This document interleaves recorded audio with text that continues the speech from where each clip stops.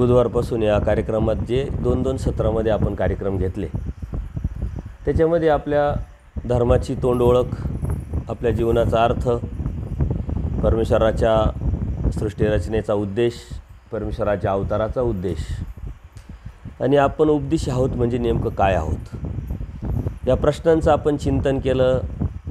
माझ्या परीनं, परमेश्वर कृपेनं, तुमच्या सर्वांच्या शुभचिंतनांनी, साधू संतांच्या शुभचिंतनांनी मी सांगण्याचा प्रयत्न केला आणि तुम्हीही ते समजून घेतलं, ऐकून घेतलं. माझी योग्यता नसताना, पात्रता नसतानाही तुम्ही मला जी संधी दिली त्याबद्दल मी तुमचे सर्वांचे आभार मानल. अगोदरच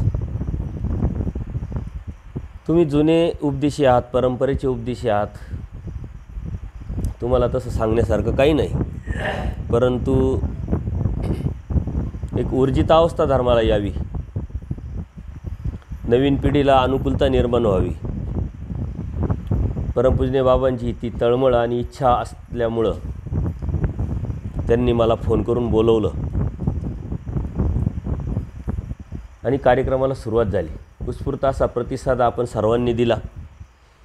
पहिल्या दिवसाचे काही अपवादात्मक एखादा सत्संग सोडल्यानंतर तुम्ही सर्वांनीच वेळेवरती सत्संगाला आलेत.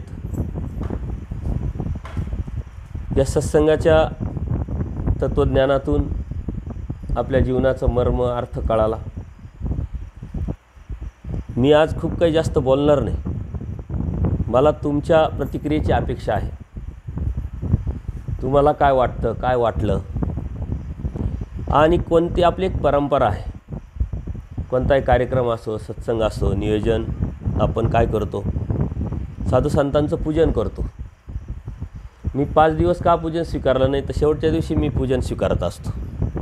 एक खट्टी जास्त घेतलं तर बरं, थोडं थोडं घेण्यापेक्षा, आहे की नाही.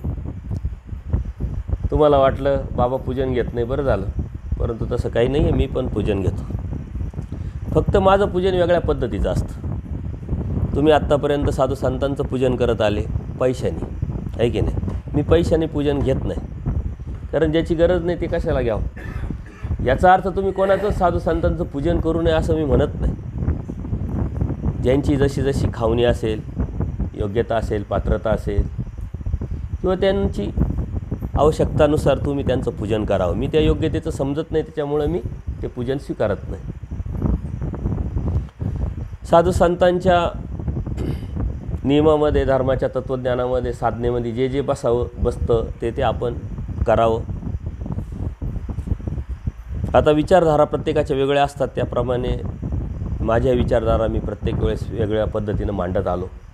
की ज्यांच्या आकडा आहे त्यांनी ते घेऊ नये, ज्यांना पेन्शन आहे त्यांनी ते नाकारावं, ज्यांच्याकडे भरपूर आहे त्यांनी ते घ्यावं, ज्यांना गरज आहे त्यांनी ते घ्यावं, गरज नसताना ते घेऊ नये. याचे कारणं वेगळे आहे आणि आपणही आपली एक मानसिकता तयार झालेली, यातून एक धर्माचं नुकसान पण झालेलं आहे. तुमची काय मानसिकता आहे? साधू संत आले, आपण पूजन केलं, त्यांनी पूजन स्वीकारलं, बस झाला आपला धर्म, आपल्याला देव भेटला, आपण धर्महत्या केली आणि तुम्ही मग न्यूट्रल होऊन जातात. पुढे काय असतं ही उत्सुकता तुमच्यामध्ये मरून गेलेली आहे. पूजन केलं ना तुम्ही, मग देव भेटला. मग अन्नदानातून असो, पैशातून असो, वस्त्रातून असो, भांड्यातून असो, जे बी असेल ते बी पूजनाच्या माध्यमातून तुम्ही, मी पहिल्या दिवशी सांगितलं, दुसऱ्याच्या झेंड्यावर पंढरपूर, म्हणजे साधू संतांनी देवदेव करावं, साधना करावी, आम्ही पैसे द्यावेत, पूजन करावं, त्यांनी देव मिळावा, आम्हाला देव मिळेल. त्यामुळं आपण थांबून गेलो आहे. परंतु ती गोष्ट वेगळी आहे. एक धर्माचा एक पार्ट आहे. आपली योग्यता, एक विधीने विधी स्फूर्तो, एक आवड, त्या अनुषंगाने सकाळी आपण त्या विषयाला स्पर्श केला की का पूजन करतात, ती परंपरा कशी चालू झाली, विडे का ठेवतात, ती परंपरा कशी चालू झाली, त्याच्या पाठीमागचा पूर्वजांचा उद्देश काय होता आणि आजची परिस्थिती काय आहे. त्यामुळं मीही ते स्वीकारतो, परंतु वेगळ्या पद्धतीनं स्वीकारतो. 5 दिवसापासून मी तुमच्या बऱ्याच प्रश्नांचे उत्तरं देण्याचा प्रयत्न केला माझ्या अल्पशा बुद्धीच्या प्रमाणे. तत्त्वज्ञान जे साधू संतांच्या शुभचिंतनाने, परमेश्वराच्या कृपेने मला कळालं ते मी तुम्हाला सांगण्याचा प्रयत्न केला. अपेक्षा इतकीच की तुमच्यामध्ये बदल व्हावा, धर्म तुम्ही सांभाळावा, तुमचा धर्म, तुमचा बोध शेवटाच न्यावा, त्यासाठी तुम्ही प्रयत्न करावा आणि परमेश्वराने तुम्हाला सहाय्य करावं, हाच उद्देश आहे. परंतु याच्यासाठी लागतो निग्रह. याच्यासाठी लागतो नियम, याच्यासाठी लागती साधना आणि ती साधनेची सुरुवात कशी असते? संकल्पातून असते. त्याच्यामुळे तुम्ही प्रतिक्रिया द्यायची आहे, संकल्प सोडायचा आहे आणि तीच माझ्यासाठी पूजा असेल. प्रत्येकाने इथं यायचं आहे, इथं येऊन तुम्ही बोलले तर अधिक उत्तम, तिथं आहे उभे राहून बोलले तरी अधिक उत्तम, की काय मी शिकले, काय मला समजलं, काय मला कळालं आणि मी आजपर्यंत हे करत होते, आता इथून पुढं मी ते करणार नाही, हा माझा संकल्प. मग कोणी कशाचाही संकल्प सोडू शकतं. कोणी तंबाखू खातं आहे, तंबाखू सोडण्याचा संकल्प करू शकतं. मिसरी लावतात बाया, त्याचा संकल्प सोडू शकतात. अभ्यास करत नव्हते, मी अभ्यास करायला लागेल. मी पहाटे उठत नव्हते, स्मरण करत नव्हते, आता मी स्मरण करायला लागेल. आत्तापर्यंत मी सुनाशी भांडत होते, आता मी भांडणार नाही इथून पुढं. सुनासुद्धा संकल्प सोडू शकतात की मी सासूला सासू म्हणत होते, मी आता आजपासून आई म्हणायला लागेल, आहे की नाही? ही भावना आहे, ही ऊर्ध्वगतीची भावना. ही सोपी नाही, हे कोणाचं काम नाही. जीव हा चुकीचा पुतळा आहे.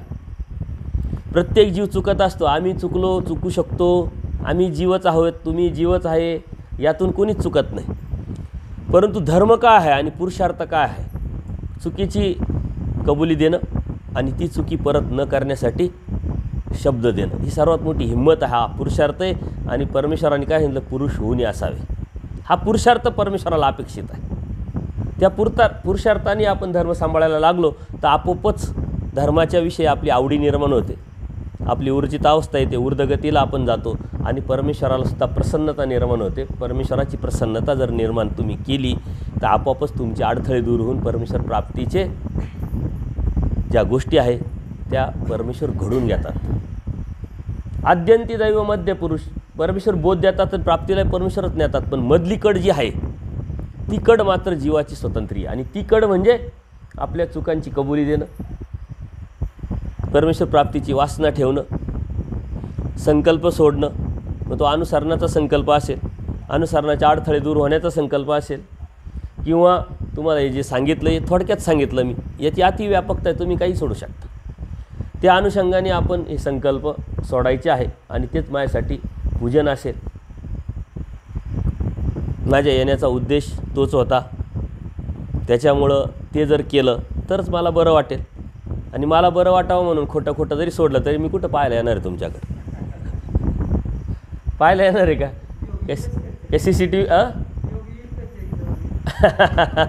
ते नंतरचा विषय. परंतु CCTV कॅमेरा नाही आहे, परंतु संकल्प तुम्ही मला नाही देत आहे, माझ्या हातावर पण नाही देत. तुम्ही संकल्प कोणाला देत आहे? परमेश्वराला. आणि परमेश्वराचं CCTV कॅमेरे अत्यंत पॉवरफुल आहे. ते सगळीकडे लागलेले, प्रत्येक ठिकाणी लागलेले. आपले CCTV कॅमेऱ्यामध्ये फक्त पिक्चर दिसतो, पण त्या CCTV कॅमेऱ्यामध्ये तुम्ही मनात केलेला विचारसुद्धा कॅप्चर होतो. म्हणजे एवढं परमेश्वराचं CCTV कॅमेरे पॉवरफुल आहे. आणि ते पूर्ण वर्ल्डमध्ये आहे. कुठे जा तुम्हाला असं वाटेल का इथं नसेल तिथं नसेल, असं कुठंच नाही. असं कोणतं ठिकाण नाही, असं कोणतं जागा नाही का तिथं परमेश्वराचा CCTV कॅमेरा नाही. आणि ते वायरलेस आहे. विशेष म्हणजे तुम्हाला ती वायर पण दिसणार नाही. त्याच्यामुळे तुम्हाला संकल्प सोडायचा आहे, शब्द द्यायचा आहे परमेश्वराला, कारण धर्म परमेश्वराचा आहे, बोध परमेश्वराने दिलेला आहे. धर्म तुम्ही सांभाळणार आहे, प्राप्ती तुम्हाला होणार आहे, देणारा तो येऊन घेणार आहे तुम्ही. मी का क्रेडिट घ्यावं? आहे की नाही? माझी ती योग्यता पण नाही. त्याच्यामुळे तिथं संकल्प सोडणार आहे तुम्ही, तिथं कबुली देणार आहे, तुम्ही वासना करणार आहे, तुम्ही इच्छा करणार आहे. त्याच्यामुळे तुम्ही असं म्हणण्यापेक्षा स्वतःहून जर तुम्ही आले उत्स्फूर्तपणे तर अधिक उत्तम होईल. या अगोदर माझ्याबरोबर आलेले जे सद्भक्त आहे, सेवेच्या माध्यमातून बरेच मंडळी माझ्याबरोबर असतात. यावेळेस फक्त दोघंच आले, कारण शेतकरी आहे, व्यावसायिक आहे, कोणाला जमतं कोणाला नाही जमत, आणि लागोपाठ 2-3 कार्यक्रम आले त्यामुळं त्यांना जमलं नाही. परंतु परमार्गसेवक माननीय संदीपदादा निखाडे जे आहे, आपलं एक महाराष्ट्र राज्यावरती एक सोशल धर्माच्या अनुषंगाने काम करावं, सेवा करावं, या अनुषंगाने एक मंडळ पण आपण स्थापन केलेलं आहे, सर्वज्ञ सेवा वासनिक मंडळ. वासनिकांचं मंडळ. वासनिकांनी काम करावं, वासनिकांनी धर्मप्रचार करावा, धर्मसेवा करावी, धर्म उभा करावा, ही एक थीम घेऊन वासनिक मंडळ स्थापन केलेले आहे. आणि त्याच्या जिल्ह्यावाईज, तालुक्यावाईज एक नवीन युवकांची एक टीम तयार केलेली आहे आपण. त्यातलेच निफाड तालुका, नाशिकमध्ये सदन तालुका आहे निफाड तालुक्याचा. त्या निफाड तालुक्याचा जो शेतकरी, आशिया खंडात सर्वात श्रीमंत शेतकरी, सर्वात मोठा शेतकरी आणि टेक्नॉलॉजी ॲक्सेप्ट करणारा शेतकरी नावाजला जातो आशिया खंडात. रेकॉर्ड झालेले त्यांचे. त्या निफाड तालुक्याचे या मंडळाचे अध्यक्ष संदीपदादा निखाडे ते माझ्याबरोबर आले. शेतीचा भरपूर मोठा त्यांच्या पाठीमागं व्याप आहे, परंतु धर्म जाणीव, धर्म तळमळ या सेवेमध्ये आपलाही थोडासा वाटा असावा हा उद्देश घेऊन ते माझ्याबरोबर येतात. सेवेचाच भाव असल्यामुळं मागच्या वेळेस त्यांचे बंधू होते, त्याच्या पाठीमागं एक नितीन गायकवाड, बाळासाहेब जगताप, किरणदादा बडांगे अशी बरीच नावं आहेत की जे माझ्याबरोबर कंटिन्यू असतात. यंग ग्रुप आहे सर्व. यावेळेस ते आले, ते त्यांच्यात नियोजन करतात. काही यावेळेस तुम्ही जा. आता इथून गेल्यानंतर परत पुणा जिल्ह्याचे जे अध्यक्ष माननीय परमार्ग सेवक दिलीपदादा काळे हे पण माझ्याबरोबर कंटिन्यू असतात 8-8 दिवस. हे जिल्हा स्तरावरती तळमळ करून नवीन युवकांपर्यंत धर्म कसा पोचावा, लोकांना कसे जोडल्या जावेत ही इच्छा ठेवून हे काम करतात. त्यांनी 7 ते 13 तारखेला पुण्याला कार्यक्रम ठेवलेला आहे. त्या कार्यक्रमाचं आयोजन नियोजन व्याप असतानाही ते माझ्याबरोबर आले. तेही आपली प्रतिक्रिया देणार आहे. आणि बऱ्याच वेळा ते माझ्याबरोबर 7-7 दिवस कार्यक्रमाला आले, जेणेकरून काही शिकायला भेटावं, काही ऐकायला भेटावं, काही आपल्याला करायला भेटावं, हाच उद्देश त्यांचा आहे. जाणीव असली की धर्मासाठी आपण वेळ देतो, धर्मासाठी खर्च करतो, हा जाणीवेचा विषय आहे. कुठं खर्च करावा, खर्च तर आपण प्रत्येकजण करतो कारण कमवतोच त्याच्यासाठी, पण मग संसारात आपण कुठंच कॉम्प्रोमाइज करत नाही. जे पाहिजे ते लगेच मिळवतो, नसेल तर कर्ज काढतो, नसेल तर उसने करतो, परंतु धर्मासाठी ते करणं हा जाणीवेचा भाग आहे. धर्म आपल्या लिस्टमध्ये सर्वात शेवटी असतो. का तर त्याची जाणीव तेवढीच कमी असते, पण ज्याला जाणीव आहे तो मात्र तिथं संधीचा फायदा उचलून कुठेही कमी पडत नाही आणि देवही त्याला काही कमी करत नाही. असे हे दोघंही आपल्या पहिल्या प्रतिक्रिया देणार आहेत. सर्वात प्रथम मी त्यांचे तुम्हाला विनंती करतो टाळ्या वाजवून स्वागत करावं. संजयदादा निखाडे निफाड तालुका अध्यक्ष आहे. ते आपला अनुभव पण सांगतील. धर्माच्या अनुषंगाने ते तिथं सत्संग चालवतात. मीच हट्ट धरला, प्रत्येक ठिकाणी साधू उपलब्ध होऊ शकत नाही. वासनिकांनी तयार झालं पाहिजे. वासनिक तयार होऊ शकतो. वासनिकांना ज्या पद्धतीनं धर्म समजावू शकतो, सांगू शकतो, त्या पद्धतीने साधू संतही सांगू शकत नाही, कारण अनुभवाची शिदुरी त्याच्याकडे असते. तो प्रॅक्टिकल जीवनात जगत असतो, समाजामध्ये फिरत असतो, काय नेमकी अडचण आहे धर्माची तो जाणत असतो, आणि त्याच्यामुळं धर्म अधिक उत्तम सांगू शकतो. हा माझा अनुभव असल्यामुळं या मुलांना सत्संग घेण्यासाठी मी प्रवृत्त करत असतो, बोलण्यासाठी प्रवृत्त करत असतो, कारण ती एक प्रॅक्टिस आहे. तुम्ही बोला. बघा, असं खाली बसताना गप्पा आपण किती मारू शकतो, परंतु जेव्हा इथं येऊन धर्मावरती बोलायचं की मग ते मात्र खूप अवघड होतं. आणि ती प्रॅक्टिस म्हणून मी यांना पुन्हा पुन्हा उभं करत असतो. आणि ते आता सुंदरपणे बोलायला लागले. तत्त्वज्ञान 1-1 तासाचा सत्संगसुद्धा घेऊ शकतात. कधी योग आला तुमचा नाशिकला तर या. वर्षातून आपण वासनिकांचे अधिवेशनसुद्धा भरवत असतो. पुढचं अधिवेशन संभाजीनगरलासुद्धा अशीच आपली जिल्हा शाखा आहे, त्यांनी आयोजन केलेलं आहे दिवाळीच्या नंतर. त्यावेळेस तुम्हाला नक्कीच मी बोलवेल, त्यावेळेस तुम्ही आलेत तर वासनिक हँडल करतात सर्व कार्यक्रम. वासनिक एकत्र येतात, वासनिक सर्व कार्यक्रम करतात, साधू संतांना बोलावतात, कोणाचे कसे विचार आहे, कोणाचे कसे विचार आहे त्याला स्टेज देतात. आणि वासनिकसुद्धा अत्यंत आत्मविश्वासाने धर्म सांगतात. आजची परिस्थिती काय आहे, आपण काय बदलायला पाहिजे, कसं बदलायला पाहिजे, ही योग्य वेळ आहे की नाही, यातून काय नुकसान होतं आहे, काय नुकसान झालं, याचं सर्व उहापोह चिंतन त्या कार्यक्रमांमध्ये होत असतो. तर तो योग कधी आला तर तुम्ही नक्की या, हेच मी तुम्हाला विनंती करल, आव्हान करल.